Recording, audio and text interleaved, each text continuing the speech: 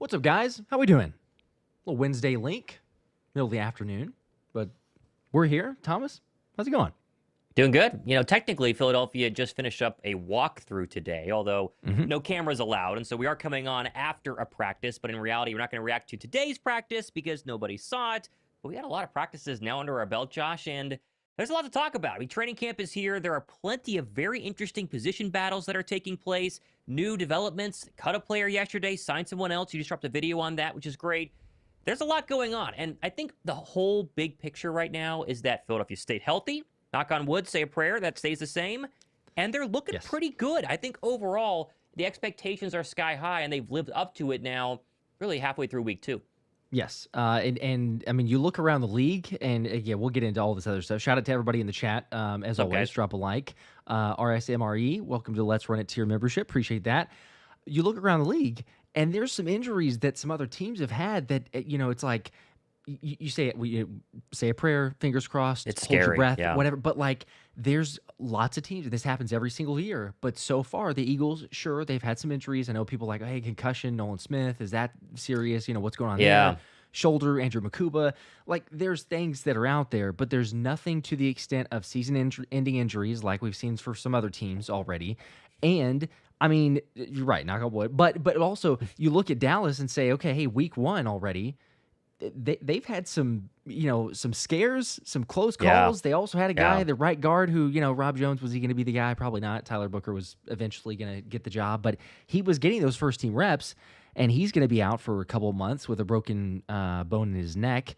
The Tyler Guyton, also another tackle for the Cowboys, going to be out for 4 to 6 weeks. So, like, is he able to get back? Even if he is, he's going to be really rusty because he wouldn't have gotten in those reps during camp or preseason or anything else. He's already been really shaky from based on last season, the penalties, and not great. So it's positive signs for Philadelphia as we're going into it. Like you say, it's early, but overall, I mean, I think you have to like where this team's at, the competition that we're seeing, and guys are, slowly making that progress. Like Fangio said, just not going overboard. It does kind of feel like last offseason. It's just that the expectations are way higher because last offseason, we didn't truly know what Philadelphia had because they did have all these holes that would become, incredible players. Milton Williams, we kind of knew what Milton Williams was. We thought he was going to break out, but no one expected him to be the highest paid free agent of the entire 2025 class. Same with Zach Bond. Quinyon Mitchell was a rookie. He was a question mark. DeJean, all this stuff.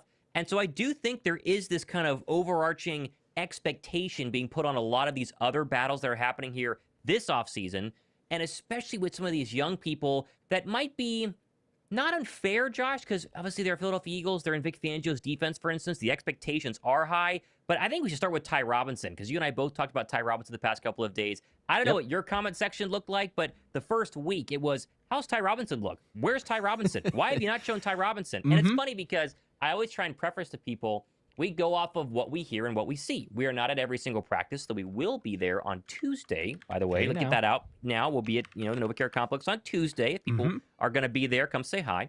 But essentially, no one else was talking about Ty Robinson, and then we found out it's because he's struggling a little bit. And I think Vic Fangio gave a very kind answer on how Ty Robinson has looked yesterday during his Tuesday press conference where he said, he's coming along. He's in good shape. He didn't have a lot to say because Ty Robinson is not a first-round draft pick, a second-round draft pick, a third-round draft pick. And so it's going to take a couple of weeks, maybe even a full season, ask Nolan Smith, to start looking like with the expectations that were put on him by guys like us, I'll say that, and of course, people around the draft and going forward. So I do think there's a little bit of this. Cooper DeJean became an all-star last year, so now all the Eagle young people have to become all-stars, which is unfair. But I have noticed that, especially in my comment section of like, Ty Robinson's not, breaking, tackling sleds. It's week 2. Like, everyone's got to calm down just a little bit here. Not to say people are struggling, because Jihaad Campbell, we'll talk about him. He's been really good. Oh my gosh. But not everybody is going to be an instant superstar like the majority of Eagles were last year. It is unfortunate because we live in the instant gratification world of, We do. like, we got to have it now. And it's not even to say that Ty Robinson couldn't. He could be that. He could absolutely be that even 100%. in this year. But Yep. yeah, Next there's week. also the like tempering expectations, the patience on that side, because we have been spoiled with the first round picks, or at least the first couple picks over even the last several years, as you mentioned with Jalen Carter, Quinyon Mitchell, Cooper DeJean, and but that's the beauty of it. Like we look at this, and same thing. I've experienced a lot of the similarities of comments, and I understand because there is the element to I do too. like, oh my gosh, okay, he didn't have a great rep, or he's getting beat, but it's like, yeah, but he's getting beat by Jordan Mailata. He's getting beat by Right. Landon Dickerson. Like these are not just scrubs that they're going up against. So I love Morojomo's line from earlier in the week. He's saying like, "Look, are you kidding me? Like we do this in practice.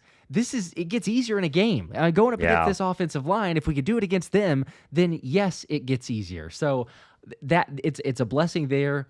You see what Morojomo is doing. Ty Robinson does not have to be the guy on week one. He doesn't have to be having really a whole lot of reps in the middle of the season. It could be a late season bloom where all of a sudden we're saying like, hey, a couple weeks before the playoffs, man, Ty Robinson, he's hitting his stride. He's actually starting to get something. And it also benefits in a way too, because you keep the guys fresh. Teams don't have tape on a rookie, so maybe even if it does take some time, but yeah, it's the necessary pump the brakes, because it's 1 week they're great, 1 week or the next day they're not, and we could say that quite honestly for like every single positional battle. It feels like because Kelee, Ringo, and Adori Jackson, you go to the cornerback spot and say, well, hold on, Adori Jackson. People pretty quickly wanted to go, well, he's significantly, and whatever that means, right? "Quote unquote," significantly ahead of Kelee Ringo based on a couple practices. Yes, he's getting in first team reps, but you and I have talked about this for since training camp started. Of going, yeah, but don't we also remember Devin White and Isaiah Rodgers and all the other instances of saying they were getting first team reps and they ended up being not the starters on the roster? So it is what it is. I don't know, but I still am believing in Kelee Ringo, at least for the cornerback battle.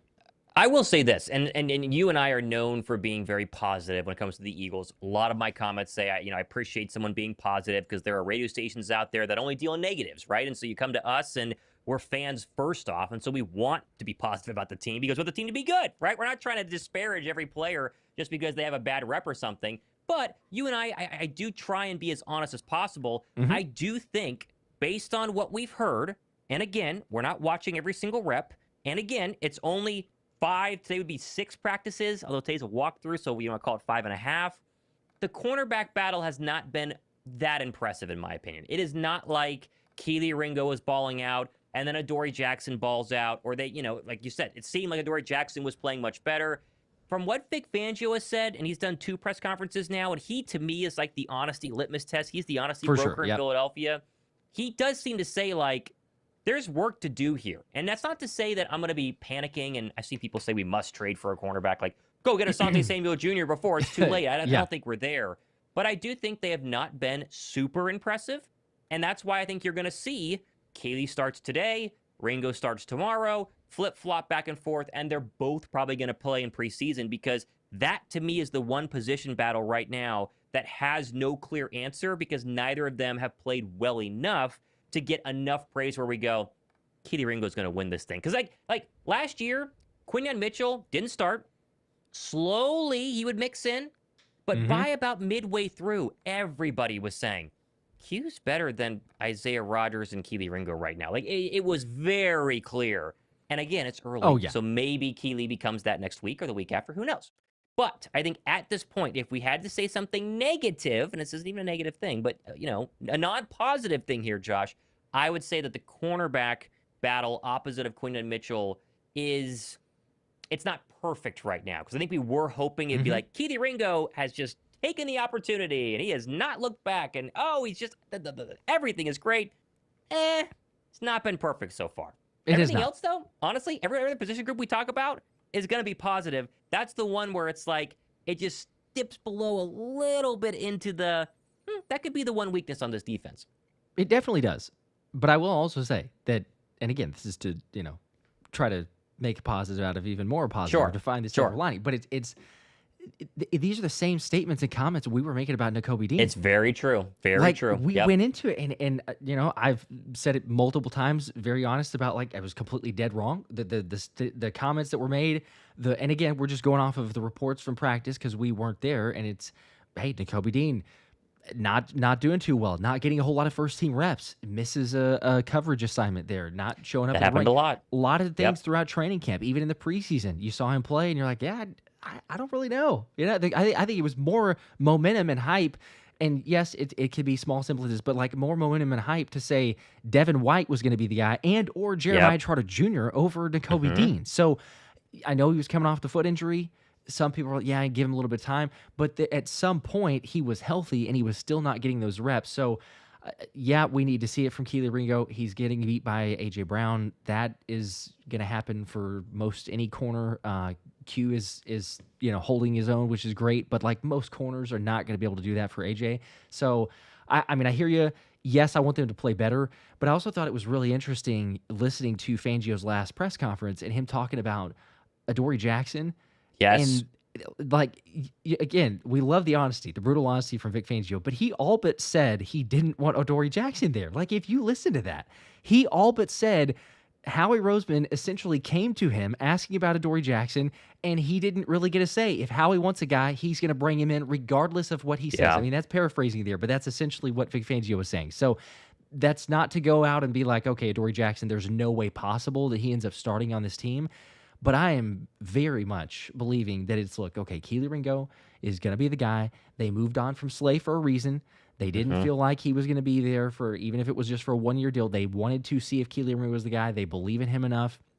Yes, he needs to show it, and he needs to prove that on the field, but we've got plenty of time. We got joint practices coming up. We got preseason games. So, I mean, if we're talking to him and try to make a list of which positions that everyone has their eyes on, probably cornerback would be, 1A, and I don't know, safety 1B, but linebacker is also another one of those. It's still early. I think the vast majority, it's not a freak out mode, but there's, sure, you hear a moment or see something from a media takeaway, and it's like, all right, well, do we trade, as you said, do we trade for a cornerback? Do we sign Asante Samuel Jr.? Do we make a move? When is it time to do that? Well, and again, I'm not saying that the cornerback position is toast or cooked or like terrible. I'm just saying I think we all were really hoping that there was going to be a standout by now. Still early. We'll see. In terms of when they would make a move, it does feel like after at least the first preseason game, because I really think, and we said this last year about preseason, and so, maybe we're just really excited about football happening, and so it's like, we got to watch the preseason this year. That could be it too. The preseason this year is going to have a lot of players that you know and love as a Philadelphia Eagle fan actually playing. A.J. Dillon should get a ton of reps in preseason. I would play A.J. Dillon to see what he has. Jeremiah Trotter Jr., Jihaad Campbell, both Kelee Ringo and Adori Jackson should play. Mukuba, if healthy. There are a lot of names. Whereas normally, like even last year, Zach Bond didn't play in the preseason because they knew what they had. I think you're going to see plenty of players that if you watch our shows, talking to you guys watching right now, you're going to know these names. They're going to get significant snaps because they want to make sure they have their cornerback in Ringo or Jackson. And then if they don't, after a preseason game where one of them were to struggle, they'd make the phone call maybe and bring somebody in. But I will say, just quickly, I don't want to talk about Asante Samuel Jr. forever here, but the fact he's still unsigned when we've had like 3 cornerbacks tear their ACLs the past 24 hours, I don't know if something's going on there. It's a little weird. It's a little weird that this superstar 25-year-old who was like getting all these picks his rookie year with the Chargers had back surgery but has been cleared. It remains unsigned in a league that seemingly is starting to lose cornerbacks at a rapid rate. So either way. Yeah, you would think that something is either in the works or you're going to get something done rather quickly. But we'll see. We're in a decent spot. We're in a good spot. Oh, we're better than decent. Be very, very optimistic there. Jason Kirk with a 5. Appreciate that. Says go Birds. Thank you for that comment. Go Birds. Also was asking about, are you wearing half of the exciting whites there? It does look like you're repping half of it. Yes, it's my mic is there we go. And no, it is just it. Wait, is Reed Blankenship on this shirt? Oh, no, is it just no. This is just okay. Yeah, just Cooper DeJean. There you go. See? That is a Game Changer shirt. Shout out to them for sending me this. They gave me like $10 off your order if you use my promo code. It's in the description box. But yeah, this one's sick. It's all Cooper DeJean. So just there you go. Yes. They do have the exciting whites one that he wore, famously. It was their T-shirt. I have one that has both of them on it, but I'm just wearing Cooper DeJean right now. So, but enough about the T-shirt, right? Come on, they're fantastic. Hey, everybody loves the T-shirt gear, so you got to hook people up. Red Scorpion says Ringo has the job. The kick return, or what is it? No, not the kick. The KR is not Q. The Kelee Ringo is okay. I think I'm the Kelee Ringo. Yeah, the KR. The KR is not Q. Yeah. Okay. Well, yeah, he's not confused Q. by a second. Yeah. I've never heard him referred to as the KR. Like, okay, I haven't either. All right, I got it though now. However, he's an amazing talent. Week 3, he solidifies himself as a starter. Getting beat by any of our wide receivers is good because other teams will less likely beat him. Sure. Very fair point. Although week 1, you talk about our receiver duo, I would still take them over Dallas, but whoever is on the outside opposite of Q is going to be baptized by fire. This whole idea of Q's going to travel, that works when you play a team with one good receiver, like the Commanders. You travel with Terry McLaurin. Dallas is going to have a serious offensive through-the-air threat. Regardless what you think of Dak Prescott at 32 and all the drama around Dallas right now, which is serious, and if they miss their left tackle or not. Pickens, you're not going to be able to hide Kelee Ringo against Pickens and CeeDee Lamb at all. They are going to test whoever it is, whether it's Ringo or Jackson week 1. And so at least it is good that Ringo and Jackson every day go against Smitty and A.J. Brown, because that week 1 matchup, that's the one place where they could hurt Philadelphia, is attacking the other side of the football field with either A or B on both of their receivers, because they're both very good. Georgia guys going up against each other. There you go. That's a pretty fun matchup. I would say so. Oh, it's going to be fun, for sure. He has made some plays. Like, people are, you want to see a little bit more, want to see that consistency. He's shown up apparently in the run game based on team drills. So there's a small element there, but it is something, right? If you want to see your corners coming back and making stops or being in the right position. So it could be small, gradual steps, like Sidney Brown, even, for example. Fangio brought up his name. We've seen the athleticism for Sid, but he just, it's a million miles a minute with him, and he's got to be a little bit more, less reactive and seeing things happen and anticipate it. But he's making very gradual steps, as Fangio kind of gave him the praise on that side. He's getting some extra reps because Mukuba's out. Tristin McCollum, that's the dark horse candidate, but he's looked well over the last couple of days. Had a forced fumble on Darius Cooper, I believe, and made some other plays in coverage. So that one would, I think, surprise everybody. If it's all of a sudden, hey, guess what? Tristin McCollum starting out, not Sidney Brown, not Drew Mukuba. That would be surprising. It's not, I think, a 0% chance, but it does feel like at the moment, sometimes it's just you get, I don't want to call it luck because it's not that, but it's like good fortune. You're able to stay healthy, which therefore you get reps on the field.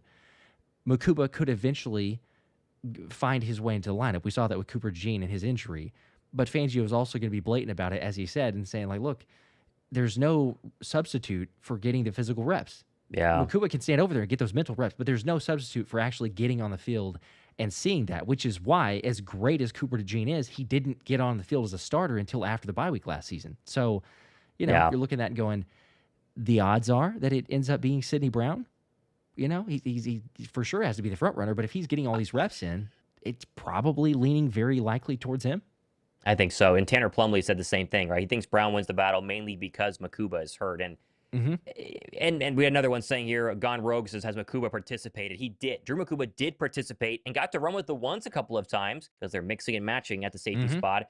The first three practices, I think. He was practiced the Saturday one, maybe, when he got hurt. I can't remember which one it was. But yep, I think so. Yeah, and it's obviously a minor shoulder injury because injuries are minor when that guy is at practice the next day and standing on the sideline watching. If you have a major injury, you're not normally going to stand out there and bask in the heat and just kind of, twiddle your thumbs, essentially. And so it's not serious, but is it serious enough to where he can't hit? That's the concern. And then you start to wonder, okay, so does he miss 3 more days? Does he practice tomorrow? What if he misses a week? That would mean if he misses a week from today, he can't play in the first preseason game because he's going to have no reps.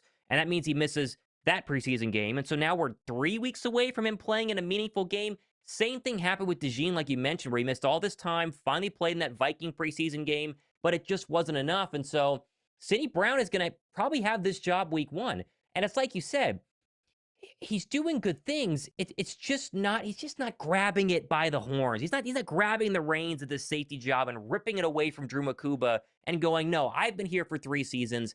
I'm the heir apparent. This is my job. Like we hoped Kelee Ringo would with a cornerback spot. They just haven't done that yet. And so, will they? That's the hope. And again, there's plenty of time. But it'd be nice if you could get a little bit more positive coming out of Sidney Brown. I'll just say that. It would, yes. We'd all hope for that. And again, Sidney, with the injury, he wasn't able to go through training camp, like we mentioned. So there's an element of that as well. Not everybody's Cooper DeJean, not everybody's Quinyon Mitchell able to pick it up as quickly. So we're still confident in those guys, but it would be nicer if all of a sudden we're like, oh my gosh, Sidney Brown's just, the praise from Fangio. He's like, yep, he's our guy. He's picking up things really quick, like similar as he talked about with Cooper DeJean and Quinyon Mitchell. He's slow. He'll pump the brakes on praise there, but yeah, just a little bit more. It wouldn't hurt. Shout out to Red Scorpion. Appreciate that. 10 Philly Special Show memberships. Congratulations to 10 of you there in the chat. You got access to the memberships, which means the giveaways and exclusive benefits for the season, which we'll start giving away some tickets there. So good for you on that side. 48 Wave also with a 5-bomb. Thank you for that. Says we'll be just fine against Dallas because Lamb is in the slot 90% of the time, which means Coop will lock him up. Good point. That's gonna be the matchup. That could be the matchup, and then Q would then maybe follow Pickens, but I think they're going to move Pickens all around the field, especially Lamb. But Pickens is going to move around the field there too. They're going to try very hard to beat Philadelphia through the air, and then the hope is that the Eagle defensive line goes absolutely crazy, and Dak doesn't have a lot of time. I'm hoping Week 1 is a 5 to 6 sack game. One of them is a strip sack, and it's just not that big a deal. Yeah, it's I mean, we should be able to, and I know that like openers and there's some rust and whatever you want to like. Yeah, it's a division rival, all the other stuff, sure, but it's like, man, on paper, you look at this, and it's like there's just almost no way that the Eagles' defensive line shouldn't be able to capitalize even more so on Week 1 against Dak Prescott. We've seen some instances, sure, but like the squad that they have, that they'll be rolling out there for Week 1, and the injuries, like we mentioned earlier. I mean, Nolan Smith, yes, he's in the concussion protocol right now. I don't think it's anything major there. It's just a standard concussion, which happens from time to time. He should be okay, though. Jalix Hunt is improving. He's getting tons of praise. Moro Jean, Jalen Carter is limited, but he'll be back. They're kind of just taking it easy with his shoulder. Jordan Davis, and we just go down the line. It's going to be extremely excited to see that. But then also, we actually might have, believe it or not, a good Agent Zero on defense. Ha! How about that? Could you imagine that? How about that? We finally got an update on one of the other pass rushers, right? There's 3 of them. There's, Okoronkwo, who they just signed, Josh Uche, and Azeez Ojulari, and it has been crickets from these guys. There's one clip from, I think, the first practice of Azeez Ojulari running a drill that I could find. Nobody has footage of these guys, and we've gotten 0 updates from Ojulari and Okoronkwo don't exist. And then finally, 2 practices, or 2 days ago now, well, no, it would have been yesterday, Josh Uche has a sack against the second teamers. He's in the backfield a lot whenever he's mixed in with the ones. There was a report he might have gotten a strip sack of Jalen Hurts. Did he get there too late? We'll see. We'll give it to him. But Uche, and that was the name, if you remember back during OTAs, that Lane Johnson first said when asked about the other edge rushers. He made the first splash, I would say. Not that it's like a guarantee, but he made the first splash. And I would like to start hearing some more about Azeez Ojulari, because he's supposed to be the most expensive free agent that Philadelphia signed, therefore the one that gives you the most bang for your buck. Hadn't happened yet, but Uche is the first one to go ahead and, give us something. Yeah, and one of the most promising aspects from it, too, was not only he's making those plays, but then he's dropping back in coverage. And, we've talked about how Fangio loves to have that versatility, especially on the edges. You got Jalix Hunt, former safety. Nolan Smith showed a little bit of that. Uche had done it previously in his career, but there was one specific rep. And again, these are like little crumbs that we're getting from camp, but it's still something, because it's one rep and someone says, hey, Uche not only dropped back in coverage, looked fluid, met Saquon Barkley out in the flats, and popped him real quick, and the play was blown dead. They don't have any full-blown tackles or whatnot, but just to be there in the right position, it's like, okay, hey, he's getting a little pressure. He's there in the coverage game. If we see that now for preseason. So I think a silver lining, like a lot of this, is we don't want injuries for anybody. And, everyone knows, of all people, like, we don't want Nolan Smith injuries, but we don't want it for anybody. Nolan being out, silver lining, hey, Uche gets more of those reps. He gets to go up against Lane Johnson. He gets to go up against Jordan Mailata if they're switching sides. And, it ends up being a good thing because he can learn. He can get more confidence in. Same thing for these other guys who've been able to take advantage. Jalen Carter being out for the first couple of days, I think that helps with Ajomo's confidence. You could see that in his press conference. Not that he wasn't already going to be there, but it's guys that are ready to step up, and they're kind of slowly proving it. So it's exciting. It's a good time. Austin, appreciate that, man. Member for 13 months. See your comment here. Says, hey, Josh, just saw that I won the tickets last night. Thank you again. This is my first Birds there game. He is. Oh, let's go. Reach out via email when I get off work. Okay, Austin. Thank you for your service. Appreciate that. Got him. Did the military appreciation giveaway, so 2 tickets to any game. And Austin, really just the question is now, once I get your email, is which game do you go to if you choose any game? It's kind of a given. I mean, if assuming schedule allows, but like you kind of pick the opener, right? Like, right? You just Thursday night game, Cowboys raise the banner. Like I don't know. There's a lot of other good games, but it just kind of feels like that's the immediate. So. There you go. Which, by the way, Congrats. if you did not win the tickets with Josh, which obviously you didn't because he won the tickets, I got 2 more tickets I'm giving away once we hit 100,000 subs, which might be next week. We'll see. There we go. We're getting 1,400 away. 1,400 away. And then we get to do it. So hopefully next week someone else will win 2 tickets too. Maybe the opener, maybe something else. Up to you. I had someone comment they live in Minnesota, and so they wanted to go to, I forget which game was closest to them, but they, it's obviously... Don't we play in Minnesota? It would be the Viking game. Yeah, that's what he said. It would be at Minnesota. And so if you don't live in Philadelphia, you could pick one of the road games. We gave away tickets when it was at Kansas City 2 years ago. Mm-hmm. And that's the one they wanted because they live closest to Kansas City. And so they went to Kansas City. So any regular season game you want, take your pick. It's a good time as an Eagles fan. You go road games. It like everybody says, but it's like it's never really a full-blown road game for Philly because there's always Eagles fans everywhere. But right. I'm gonna be in Lambeau, so that'll be fun. But no, that's good. You get the plaque. That'll be it'll be soon, very soon. You get the plaque there. Do you have an idea of where you're gonna put it? Have you thought that through already? It's gonna be over the Devontae. It's gonna be over here somewhere. Okay, I was somewhere gonna say, somewhere for the setup. Yeah, that'll be good. It's gotta fit. Well deserved. Yep. Super close. Hit that sub button. Spill milk with the 2. How long do you think Mukuba will be out for? Well, total speculation here. Take a guessing game. How long is Andrew Mukuba going to be out for? He's had some shoulder injuries. It's a total guess. I mean, they're running drills the way that he got injured. So for people that maybe aren't 100% on the way that he got injured is they're running drills. This was before they put on pads, and he collided with Danny Gray. So he injures his shoulder there. He was able to get up, walked off the field. It was one of the last reps of practice. Mm-hmm. And then you're kind of like, well, okay, maybe he's okay. He stood up, he walked off. But then, as you mentioned, Thomas, he was at least out there. So it's nothing like super concerning.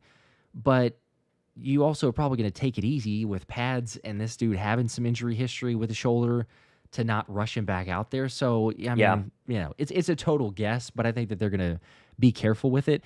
It's not to the extent, though, obviously, for like a Danny Gray situation. I feel bad for that dude because... I do, too. I mean, it's the same collision.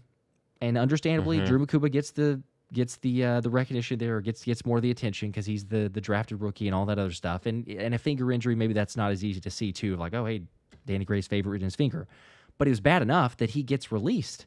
Yeah, like I didn't see that coming. I was okay, he's injured, but the way that he was performing in OTAs and talking, and Cooper DeJean, Quinyon Mitchell, giving him a lot of kudos for like, man, this dude helped us during the playoffs. He was scout team, number 1 receiver, helping to prep us and everything else, watching tendencies and everything.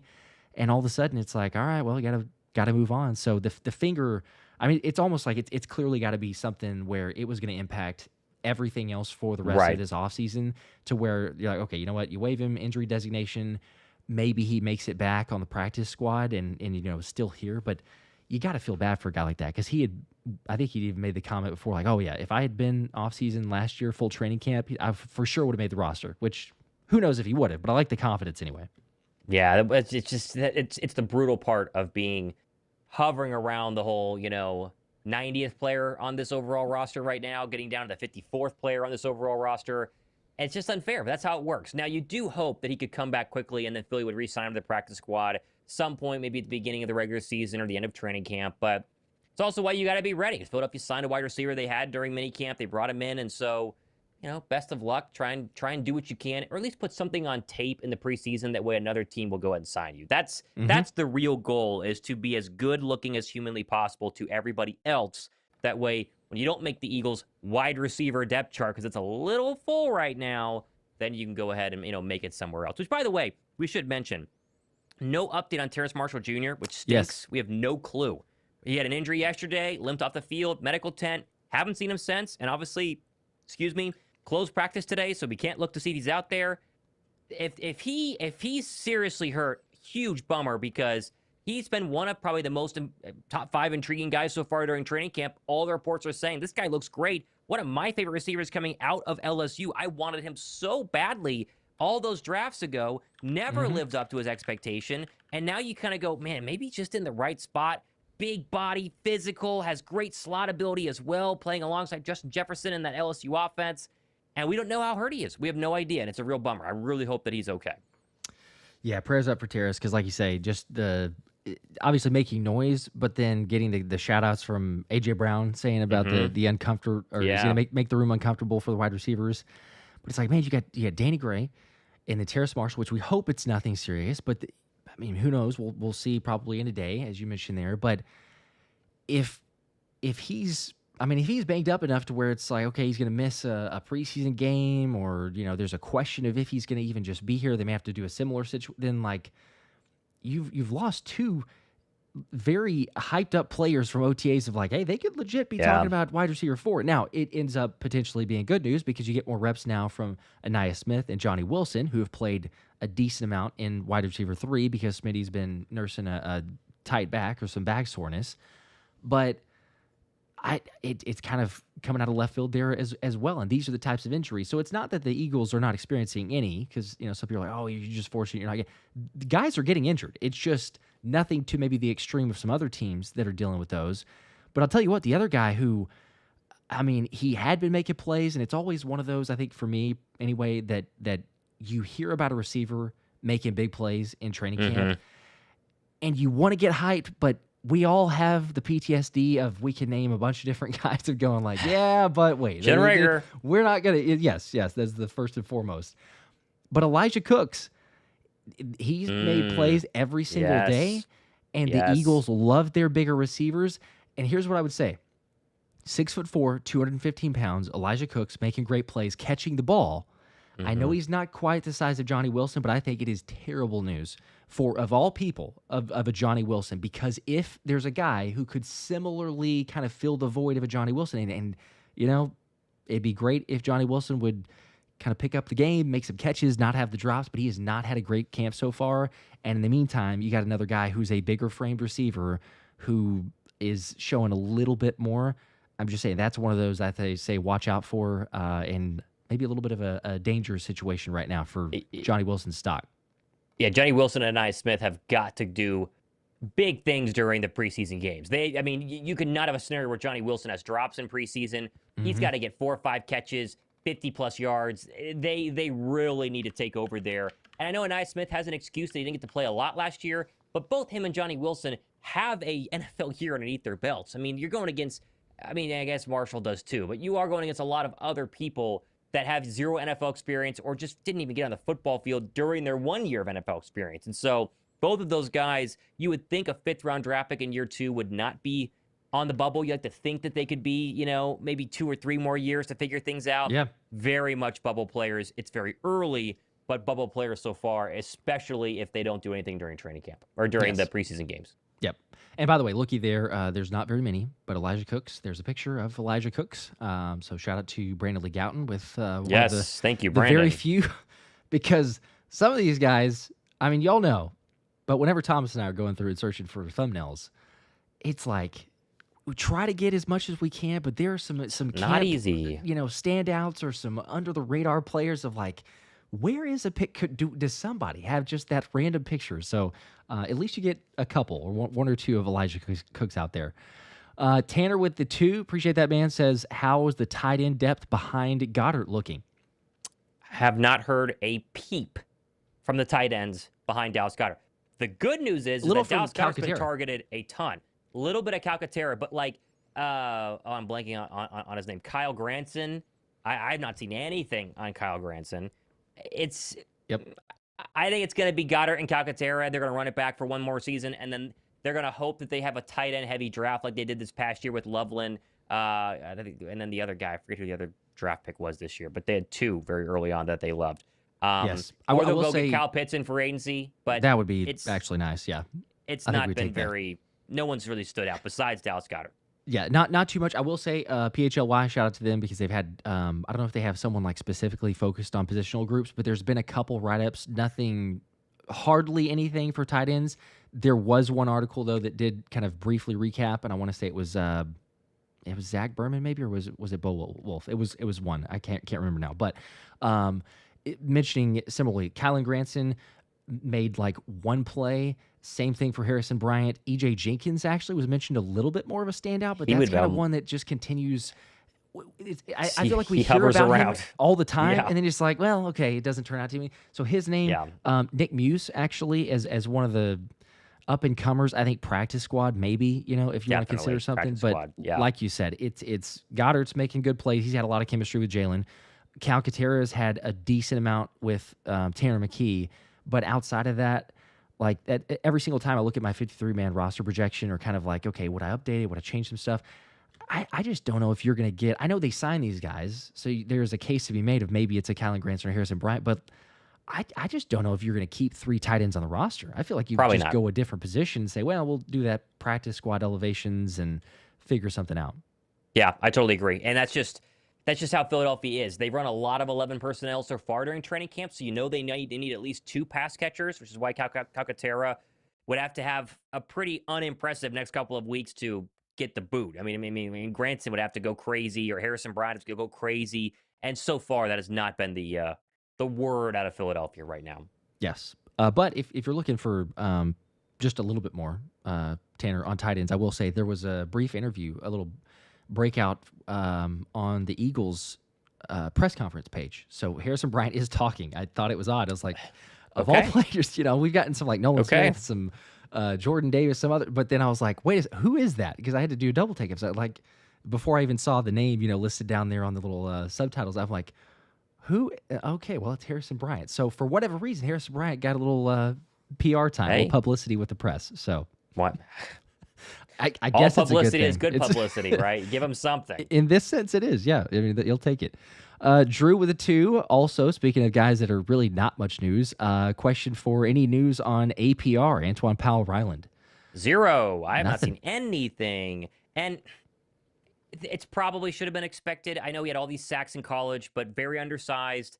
And as we've seen, when you get reps against Jordan Mailata and Lane Johnson, they have a pretty easy path to make you look very unimpressive. And that's been the Ty Robinson problem, is that, Ty Robinson, when he goes up against the ones, it's not necessarily been as we had hoped. So still early. Powell-Ryland can do anything he possibly wants in preseason games. You get a couple sacks in preseason games. Think back to Eli Ricks's 1 pick 6, and it was like, oh, well, here he's the guy, So, but no, we've not heard anything about him. I'm glad you brought up Ricks, actually, by the way, because this is too far fetched, and I know that like people that follow the Philly voice, Jimmy Kempski, I like his writing style. There's some sarcasm in there and stuff, so it very much resonates with me.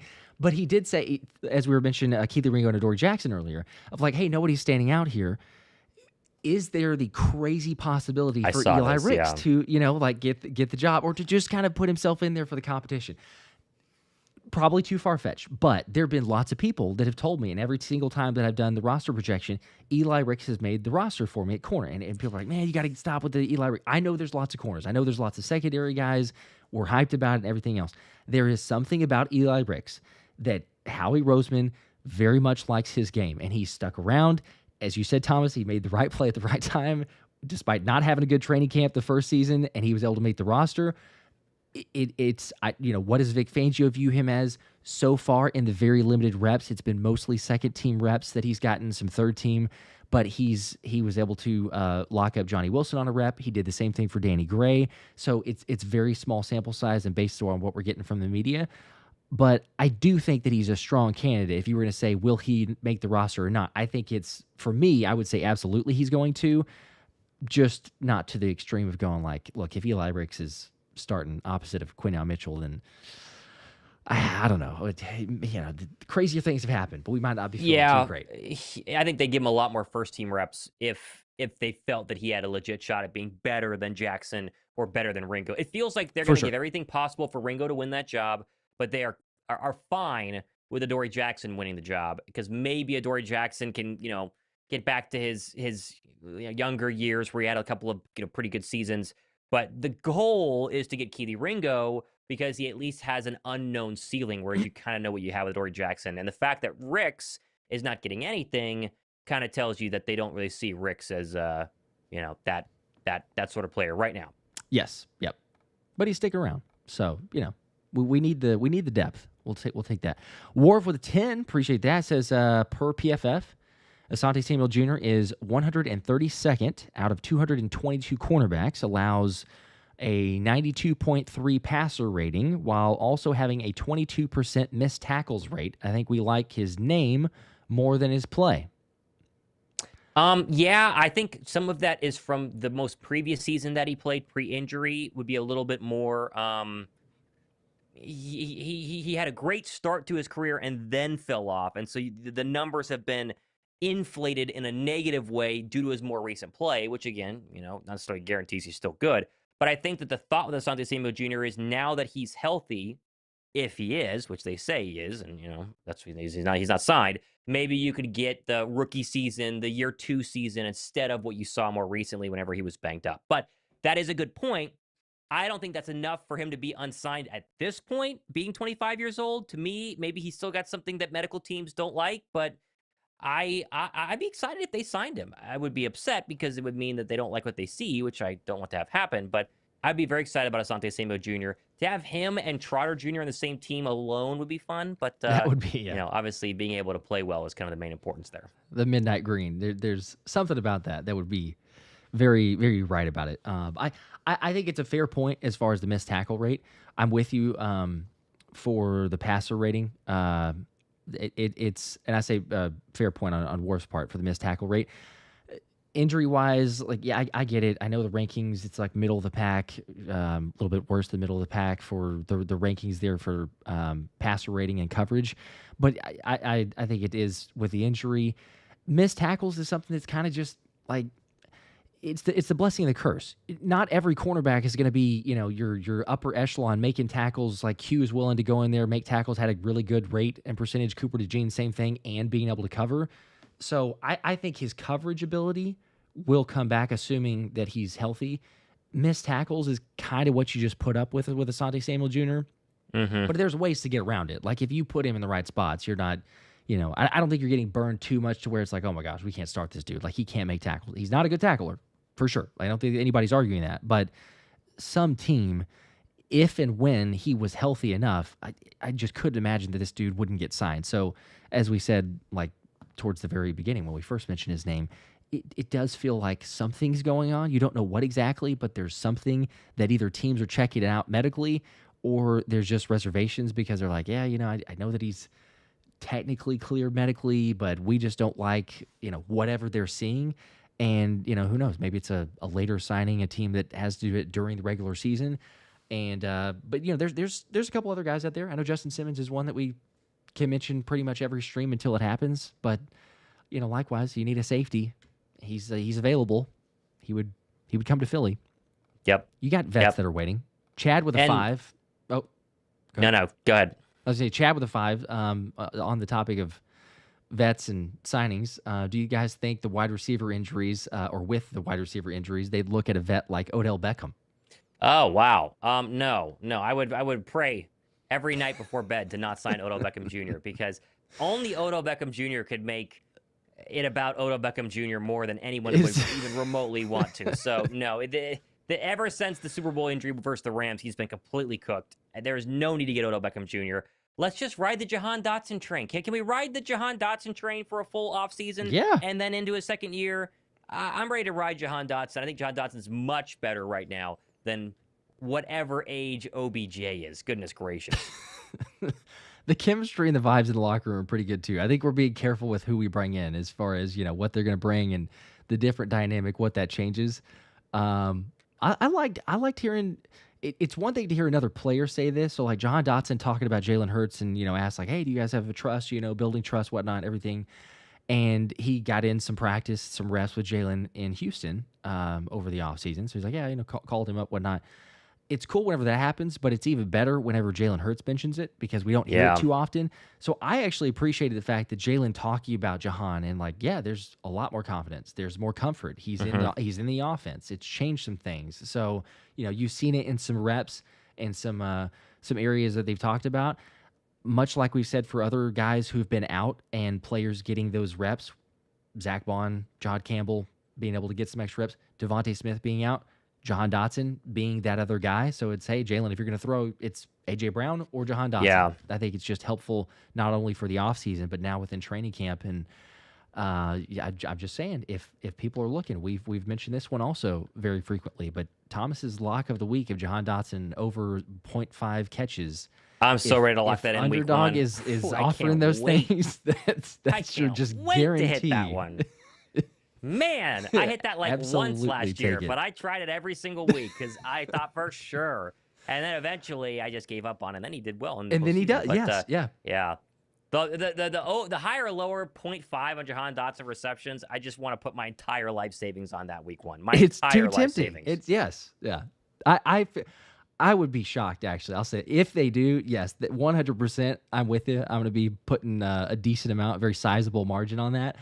I feel like it's got to be like 1.5 catches because that 0.5 is anybody. Yeah. Ben Van Sumeren could get a catch in week one. Like that just seems inevitable. He's got an extra year, get the extra chemistry, so it's a good thing. It's certainly better with Jahan Dotson. We'll say that. Yep. Ty Banks saying, I'd like to sign Samuel Jr. and Simmons. So multiple signings bringing in. They might, and it would happen in the next couple of weeks. You can't wait forever because they got to get acclimated, and Fangio clearly wants you to have a lot of experience in his defense. I still think even one of them, take your pick. I think Simmons is more likely right now with the Mukuba injury. It's still like a 20% chance of happening. I just don't think Vic likes the idea of having someone new come in playing that important a position like safety and not having a ton of reps in his defense. Now, Simmons has history with Vic Fangio, so it would be easier than Asante Samuel Jr., but still, no familiarity with the rest of the Bird players. I just think Fangio would only do it if he feels like we're going to get wrecked because he didn't make that signing. And so they're going to want to see many more. There's been really one padded practice. Monday was half pads, and they didn't really hit each other. So we need another 2 weeks of this to really, know for sure what's going on here. Yep. Eagles open practice the 10th. I think the first preseason game's the 8th, if I'm not mistaken. Yep. So you get 7th? A little bit more. 7th? Maybe 7th. Okay. Is it 7th? I'd have to double check, actually. What is it? I'll tell you right now. It is the 7th. Thursday. Okay. Yep. Next Thursday. 7th. 8 days away, which is crazy. Yeah, actually, when's the is it the Chargers, and isn't that like tomorrow or Friday? It's tomorrow night. Yeah, the Hall of Fame game is tomorrow. Yeah, Chargers. Trey Lance is starting tomorrow. It's going to be must-see TV. I'm going to be locked in. It's crazy. I can't wait. I know it's not going to be great football, but just to have football back, it's so overdue. It's so hyped to have that, but there we go. Yep. Okay, so the 7th preseason game, get the 10th for the open practice. Yeah, I think we'll have a better idea coming off the preseason game and get the open practice, and then you'll even have some joint practice sessions as well. So feels like that could maybe be if and when there's going to be a signing, because I'm with you. I think that it's still try to fully assess where players are at and like how much is it going to be a glaring weakness versus like, well, okay, they're still learning. We got some time. But after that first series of kind of game open practice, if we're struggling, you see some things like, oh boy, this is going to be a problem. That's where I would say, prediction wise, that Howie goes out and signs. I don't think it's both. Like, comments of like get Asante Samuel Jr. and Justin. I think it's either or. I don't see you making like two big-ish moves. I don't know how we'd quantify it necessarily. I just don't see both, but one of those, I think so. Yep, I totally agree. Mo Carroll, shout out to you. Welcome to Let's Run It tier membership there. Appreciate that. Also, Tiffany was asking a second ago. I think she got her answer to her question, but just to make sure, was asking what happened at practice today. It was a closed practice. So we don't know. Yeah, Nothing. It's a walkthrough too, so Right. it was not a real practice. So they're even if you did have cameras there would be nothing to glean from it. Tomorrow's a full-on pad. Tomorrow, that's gonna be a good one to get a full update on. Yeah, should be good. They've got an opportunity now to fully take into account what they want to do. They were working on red zone previously, A lot of red zone. and the defense has continued to win. You good there? Sorry, I got something in my eye. I'm trying to I hate the. I think I got it. If you need to, I think I got it. step away. No, we're good. Use some solutions. Yes, the defense has been winning, Josh. Yes, thank you. Which is supposed to happen, by the way. Everyone will tell you that the first week of training camp, the defense is supposed to win, and they have so far. Not dramatically, because the Eagle offense is so talented, and Hurts has been very careful with the football, minus that one really good pick by Q. Mm-hmm. But yeah, defense has been winning. That'll change probably not this coming, maybe not this coming week, the week after. There's a certain point in camp where it'll shift, and the offense should start winning, and I expect that to go ahead and happen. Yeah. I do love it, though, because it's inevitable, because, you have people that see it and they're like, oh, should we be concerned? Like, what's happening here? The defense is winning, but it's like, it's so early. They're putting, although, who doesn't love, like, some extra competition and just some jabbing back and forth? But Vic Fangio's response to Cam Jurgens, or being told yes, that Cam was Jurgens was saying, like, well, it's an excuse because the defense has their playbook fully installed and we're going through stuff, implementing a new scheme and all this. He's like, who? It's like, wait, who said what? And then he's like, Cam Jurgens, he's like, our center? He's like, okay, we got some other stuff for him. So I would just love to know if there was actually something, because Vic very much seems like the guy that, hearing that comment, would go back and be like, all right, we're going to stunt. Like, we're going to do some crazy stunt to get Cam Jurgens just specifically for him. But it's good. It's getting the guys better. So at the end of the day, the iron sharpens iron, and we're looking good. Lord Farquaad here says, have we heard anything on Smile Munden? A little bit. Not much. Not as much as plays. I thought. Yeah, because he was pretty active during OTAs and minicamp. A couple plays. He's gotten a lot of runs with the twos. He's kind of your starting, Mike linebacker here with the twos. I don't think he's gotten first team reps. If he has, it's been very brief. I mean, you think like Mac McWilliams got a couple of outside corner reps, and it was like 3. So mix in briefly. It's like, hey, Smile, get in there. Okay, Smile, get out.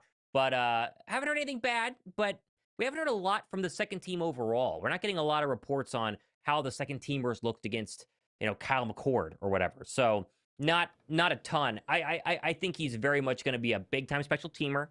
And then they're going to hope that he continues to progress as the season goes on. And if you had to go to Smile Munden late in the year, like they did with Oren Burks, by that point, they're going to feel very confident about his ability to at least not mess things up. Yeah, I can't wait to see him for special teams. I mean, there's so many guys to watch. Me too. I think during the preseason, Smile Munden in special teams, man, just look at the athleticism, the way that dude hits. Like, you could just tell he sees it.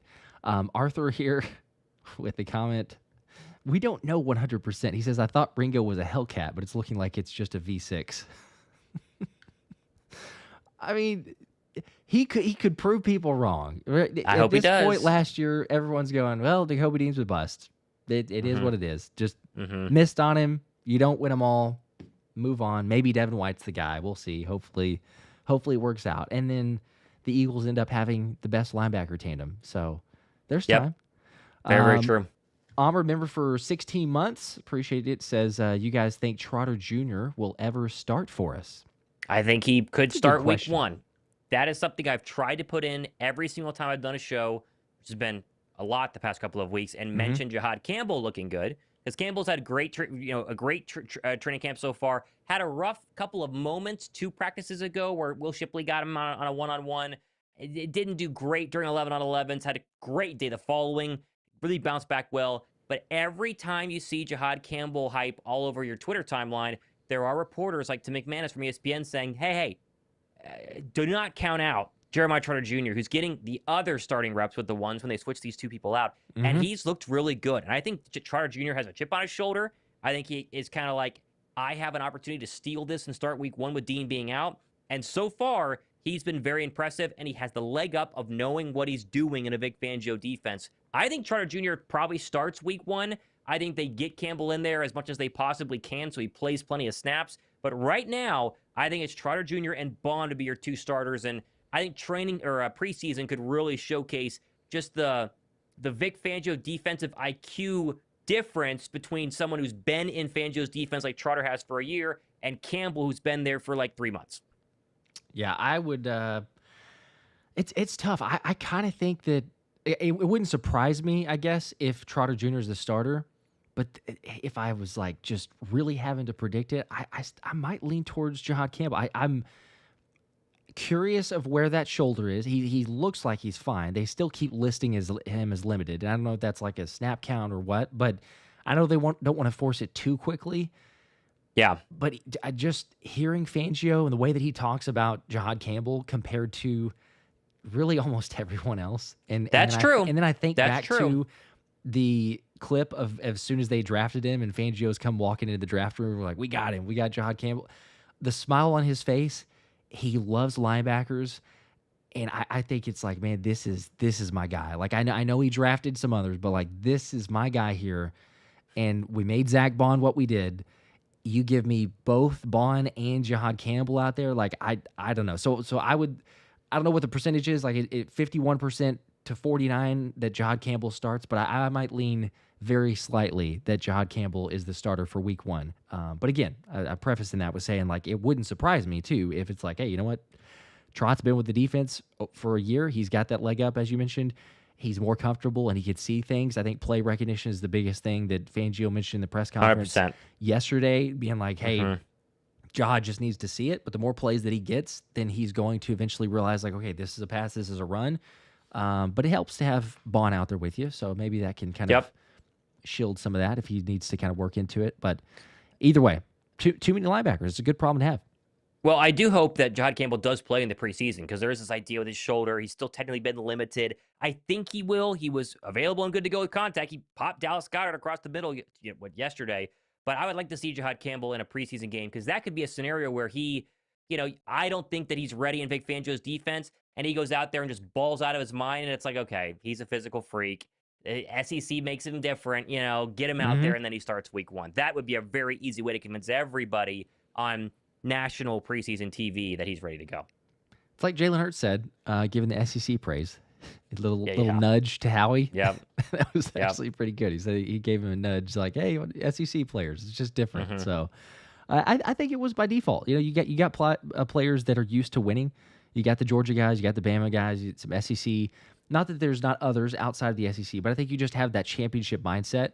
Yep. And you're seeing why, especially on the defensive side of the ball. Like, it works both ways, but I think for sure on the defensive side of the ball, when you're used to getting coached hard and you have your Kirby Smart and, I know not now, but back when they were drafting most of the guys, Nick Saban, like, you have those as your coaches, then Vic Fangio is no surprise. Like, how he coaches an old school ball coach and being brutally honest and calling guys out is like, yeah, that's what happens in college. Like the number of times that guys are saying like, yeah, these training camp practices are easier than what we did back at Georgia or back at Bama's. Okay, right. Well, then that tells you something. And by the way, that's not just like, well, okay, is that the case for all college players? It's not, because Miles Hinton, who's the tackle out of Michigan, had a good feature. I think Dave Zangaro had a feature on him and was asking him practices, differences here versus Michigan. He's like, oh my gosh, these practices here in Philly are so much more difficult than they were in Michigan. So you're like, okay, just saying, there's a difference for some teams. They get after it. Some teams don't. It's not the end all be all, but I think that there's a reason why Howie's kind of continued to go in that route. So we'll see. I'm excited. Excited to see all the players. I mean, listen, off today, back tomorrow, plenty of videos. We're here, and it's really serious now. As Cam Jurgens said, the pads come on, and you start to really count these practices. We've had one of those. So tomorrow, padded practice number 2. We're going to learn a lot. There we go. Looking forward to it. Appreciate you guys. Reminder, obviously, like and subscribe. Got some crazy giveaways. Thomas almost to 100K right around the corner. Going to be there. Getting close. Someone wants a signed Billy Dog Super Bowl jersey. One of the members is going to win this one when we get there. Just sits right here. Every day I wait to send it to somebody, but it's going to happen. I'm a member, so if it just so happens to end up over here. We'll see. And then who knows who we get autographs from when we're at training camp practice on Tuesday. Maybe some more stuff. There we go. Yeah. So let us know. Hey, if any of you guys are going to be at practice on Tuesday, let us know. I know at the Eagles, it's not open. You got to be invited. The Eagles invited us. but a lot of other just fans, not even YouTubers, get to go. So Mm-hmm. I'm sure we'll see some of you guys out there. But just we'll be there. So if you're gonna be there, you see us walking around, come say hi. Hopefully we're walking around with Big Dom because he's the one that invited us. So That's the if you plan. see the big guy, hopefully we're on his left and right. We'll see. There we go. Also, actually, that reminded me. That brought this up. People, if you're watching this back on the stream or here now, once it ends, because we're about to wrap this thing up, I'd be curious. Let us know in the comments players that you want us to focus on watching at training camp. Oh yeah, because we've gotten a lot of these others, obviously, and the bigger names one. But as some of these super chats have mentioned, but others, let us know in the comments, like players specifically. Hey, can you try to watch for so and so? It's going to be limited. I know that a lot of times they're on a far field, so it's hard to see. But as much as we can, try to cover some of those. So let us know in the comments. Appreciate you guys. We say it a million times, couldn't do it without you. And more videos to come. This was fun. We'll see you guys. Go Birds. Go Birds.